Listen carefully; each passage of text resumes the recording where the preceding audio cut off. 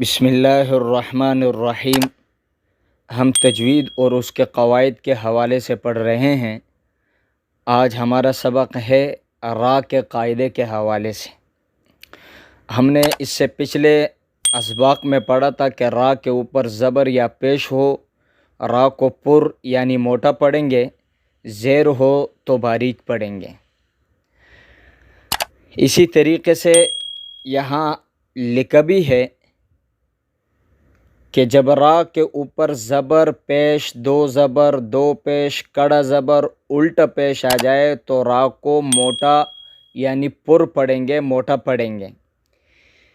اس کی مثال کے طور پر ہمارے پاس یہ ہے بسقور، بسقور، رسول، رسول، بشر، سرور، کبرا، کبرا، کبرا، کبرا، سرور، بشر، رسول، بسقور۔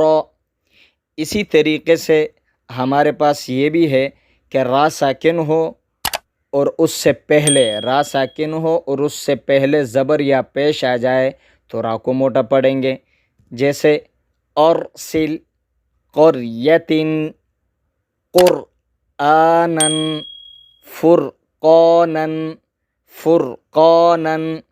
اسی طریقے سے را ساکن سے پہلے زیر یا ساکن ہو تو را کو باریک پڑھیں گے، زیر ہو تو پھر باریک پڑھیں گے را ساکن سے پہلے۔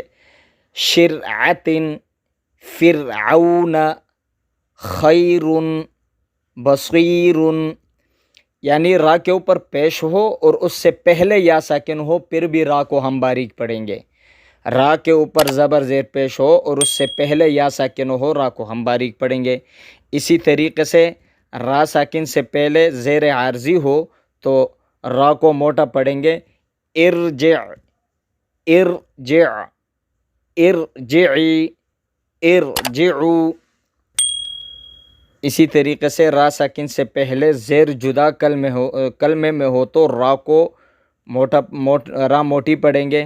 اس طریقے سے امر تابو، امر تابو، لمن ارتضی، ان ارتبتم۔ دوسرے کلمے میں سے مراد یہ ہے کہ را کے ساتھ جڑا ہوا نہیں ہے۔ یہ دیکھیں را ساکن ہے اور اس سے پہلے زیر دوسرے کلمے میں ہے، زیر تو آیا ہے لیکن دوسرے کلمے میں آیا۔ اس طریقے سے جیسے یہ شرعۃ میں آپ اوپر دیکھ رہے ہیں، شرعۃ میں جیسے یہ شرعۃ میں جڑا ہوا ہے، اسی کلمے میں ساتھ ہے، یہ را ساکن اور اس سے پہلے زیر ہے، لیکن یہاں را ساکن ہے اور اس سے پہلے زیر ہے۔ اسی طریقے سے را ساکن ہے لیکن زیر دوسرے کلمے میں ہے، اس کو ہم موٹا پڑھیں گے، باریک نہیں پڑھیں گے۔ یہ تھا آج کا ہمارا سبق۔ اب تک کے لیے چینل کو سبسکرائب کیجئے، لائک کیجئے، شیئر کیجئے۔ اللہ حافظ۔